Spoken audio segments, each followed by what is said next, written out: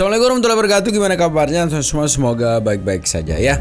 Ini kasus Aura begitu ya. Ini semakin serius betul. Dimana sekarang yang memberikan komentar adalah KPAI kalau tidak salah ya, Komisi Perlindungan Anak dan Indonesia, Komisi Perlindungan Anak Indonesia begitu ya. Yang dimana dalam klarifikasi Kang Deddy sebelumnya bahwa itu sebenarnya bukan kategori anak kecil begitu ya, sudah masuk dewasa karena bentar lagi dia akan masuk kuliah begitu ya. Dan sebenarnya masih banyak yang harus disuarakan dari KPI, tapi ya sudah semeton karena ini sudah terlanjur viral. Ini mari kita reaksi semeton ya, bagaimana komentar dari KPAI terkait dengan kasus Kang Deddy ke Aura Cinta ya. Bagaimana videonya? Ini dia. Lihat gitu ya, saya mengajak mari kita bersama melihat ini anak usianya belum 18 tahun ya.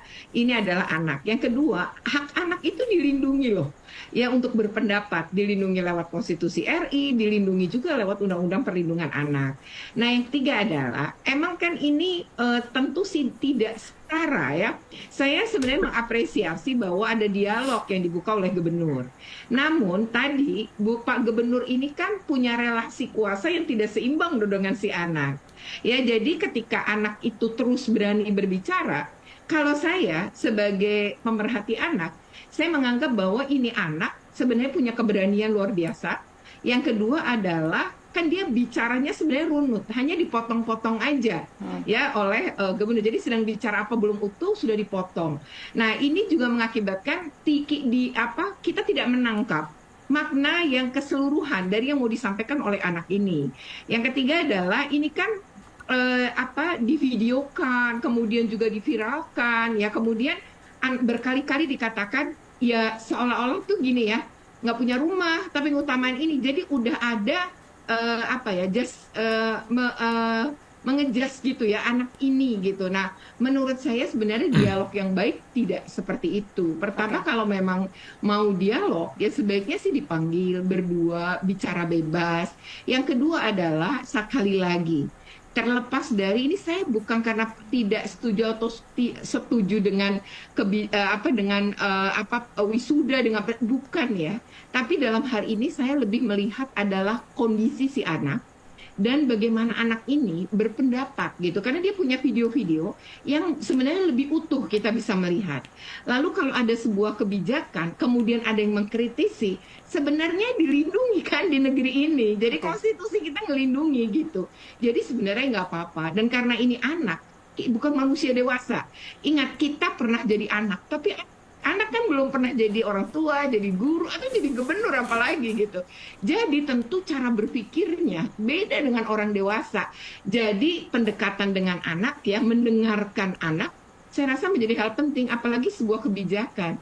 Kebijakan publik itu harusnya juga menyentuh atau menanyakan, minta pendapat pada yang terkena langsung, termasuk anak-anak, guru, dan orang tua. Begitu, Mbak. Bu Retno, berarti apa yang Anda ingin katakan tentang bagaimana seorang gubernur Deddy Mulyadi berdialog dengan seorang anak dalam relasi yang tadi Anda katakan tidak setara, tidak selevel? Apa catatan Anda dengan gaya komunikasi yang terjadi dalam video yang kemudian viral, dan kita bisa lihat kemudian seperti apa respon netizen kepada pada viralitas yang terjadi itu, dan siapa kemudian yang diuntungkan, siapa yang kemudian akhirnya menjadi dirugikan di dalam video itu? Iya, pertama memang Kang Deddy ini kan punya ciri yang begitu ya. Jadi artinya itu karakter. Nah, itu sebenarnya sesuatu yang nggak apa-apa. Saya juga senang sih dengan cara ceplas-ceplosnya beliau gitu. Tetapi ketika berdialog dengan anak nih beda gitu ya. Jadi cara kita berdialog antara orang dewasa dengan anak tuh lain. Nah, yang kedua adalah ini kan seolah mengaburkan ya. Jangan sampai kita juga gini ya. Orang Indonesia ini suka gini loh. Seolah kalau kita membantah gitu ya, atau kita punya pendapat berbeda kemudian dianggap tidak suka, padahal kan enggak. Ini kan soal mengkritisi ya, itu satu. Jadi bukan masalah kontennya ya Bu Retno, bukan masalah kita pro atau tidak pro dengan kontennya, tetapi dengan bagaimana caranya, begitu ya? Betul. Dan yang kedua, kita harus menghargai anak ini. Kalau saya lihat bacaan di netizen ya setelah diupload video ini, itu lebih banyak menyerang anak ini kan. Jadi misalnya dengan kata-kata yang menurut saya sangat menyakitkan, itu harusnya tidak boleh dilakukan dan itu contoh buruk pada anak-anak kita. Misalnya kalimat udah miskin, belagu, sok kaya apa gitu. Padahal ini bukan itu loh, ini soal dia berpendapat. Dia juga nggak puasa kok kalau akhirnya kebijakan itu dilakukan oleh sekolah dan oleh dinas pendidikan atau oleh gubernur. Dia nggak puasa, tapi dia ingin berpendapat, dia ingin pendapatnya itu didengar. Dan menurut saya ada kalimat yang bisa kepotong-potong, ya lagi ngomong dipotong. Contohnya misalnya gini, yang sederhana aja, maksud dia gini, wisudanya di sekolah aja sederhana, mungkin dia mau bicara begitu ya, sehingga tidak memerlukan biaya yang lebih tapi memberi kenangan. Nah kayak gini, emang nggak cukup kenangan 3 tahun. Nah misalnya dia itu pingin, kayak kalimat dia kan ada tuh di video dia yang lain, misalnya gini, ada anak SMA dan SMK yang mungkin nggak punya uang untuk kuliah. Nah, makanya pada level SMA ini, kayaknya wisuda itu menjadi hal yang diinginkan. Begitu kan? Iya. Nah, saya juga orang yang sepakat bahwa TK, SD, SMP itu nggak perlu.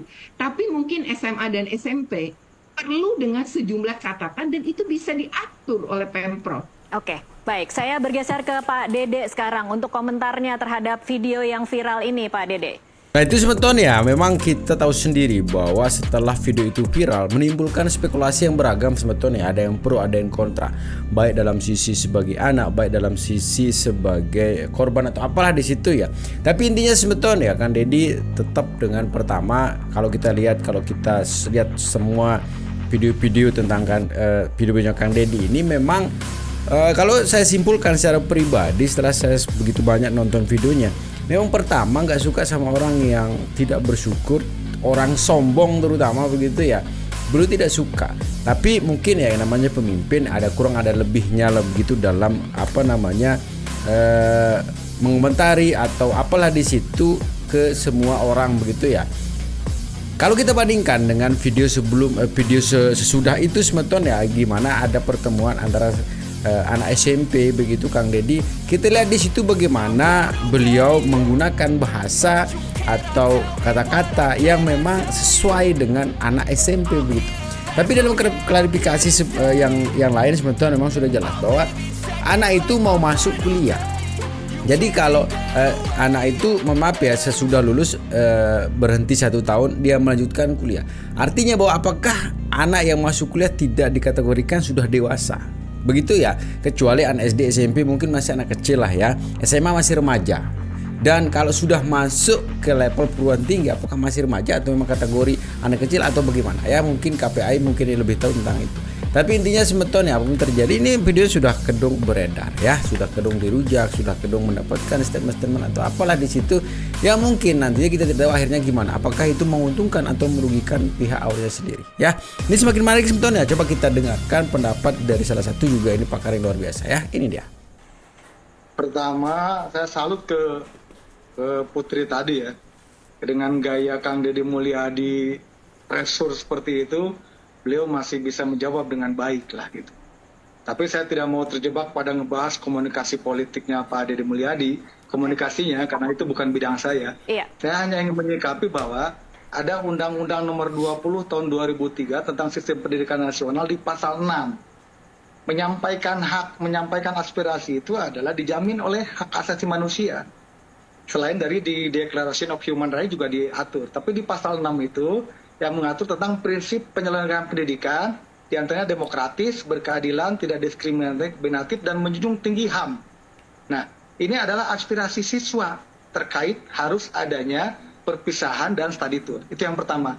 Yang kedua, sekolah itu kan ada 3. Ada SD, ada jenjangnya, ada SD, ada SMP, ada SMA. Nah, setelah SMA ini, tidak semua orang bisa kuliah atau melanjutkan ke kuliah. Jadi di SMA inilah dijadikan sebagai patokan akhir, sebagai kunci kenangan ibaratnya. Sebagai kunci kemenangan bagi mereka semua. Maka dari itu, ada hal yang penting juga yang perlu saya sampaikan. Bahwa ketika ada biaya yang muncul, tadi kata KDM, oh ini memberatkan dan segala macam.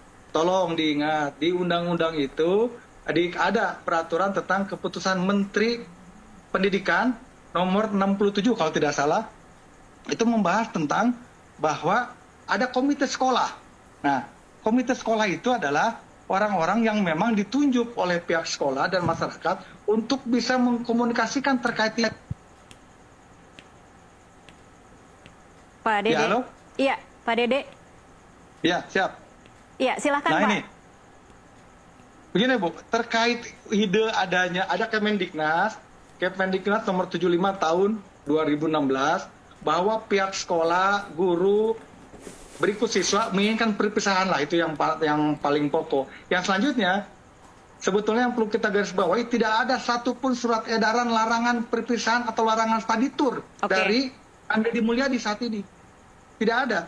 Ada juga surat edaran dari Bupati sebelumnya, Pak PJB, terkait itu pun boleh dilakukan asal di wilayah Jawa Barat.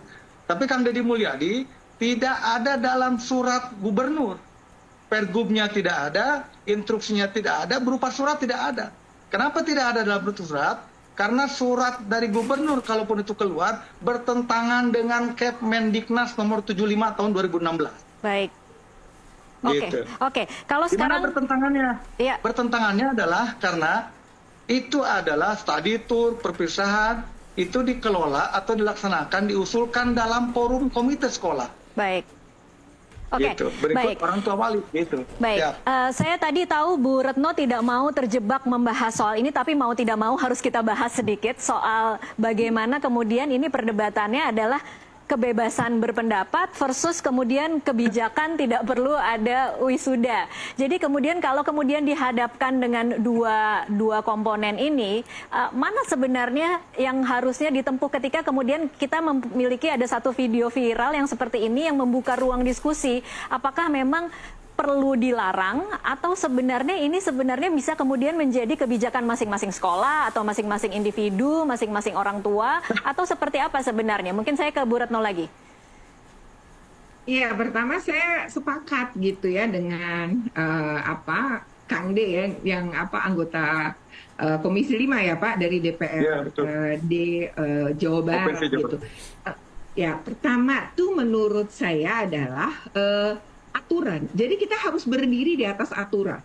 Jadi kalau aturannya tidak mengatur, kemudian kita mengatur dan bahkan kemudian melanggar ketentuan di atasnya, maka sebenarnya kan berarti terjadi pelanggaran aturan oleh pengambil kebijakan. Jadi dalam hal ini bukan soal setuju atau tidak setuju, tapi ini soal bagaimana harus berdiri di atas aturan. Yang kedua adalah ini pernah nggak dievaluasi?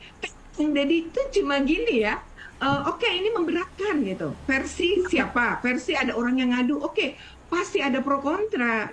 Tetapi kalau kita sebagai pengambil kebijakan, maka seorang pejabat itu harus pakai data menurut saya. Nah, data itu harusnya dibikin karena Kang Deddy ini bisa nyuruh kepala dinas pendidikan ya untuk melakukan semacam survei kecil misalnya dengan Google Form, pendapat siswa, pendapat guru, pendapat orang tua, sehingga kalau memang harus dilarang atau tidak, itu kuat berdirinya.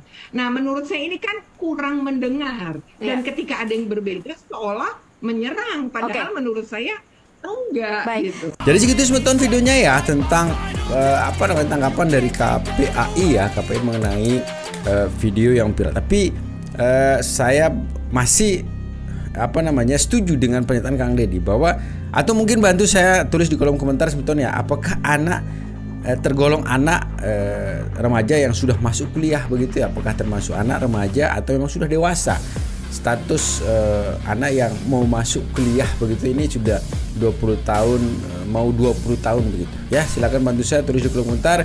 Jadi apakah dan saya salah atau tidak begitu ya yang menyebut bahwa dia sekarang sudah masuk dewasa ya. Tapi koreksi saya kalau saya sebenarnya.